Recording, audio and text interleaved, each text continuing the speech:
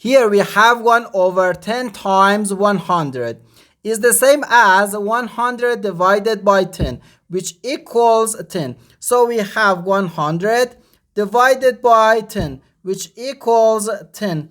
But this answer is not correct because according to the order of operations, multiplication and division have equal priority and we have to work from left to right.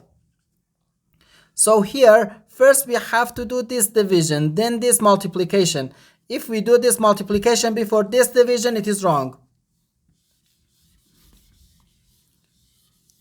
So first this division, 100 divided by 1 over 10.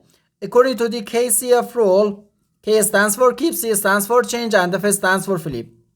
Keep the first fraction, change division to multiplication, and flip the second fraction.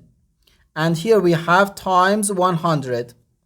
So 100 times 10 times 100, which equals 1 times 1 times 1 gives us 1. And we have 2 zeros, 1 0, and again 2 zeros.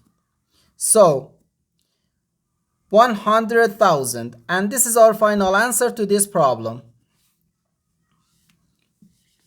The correct answer is 100,000.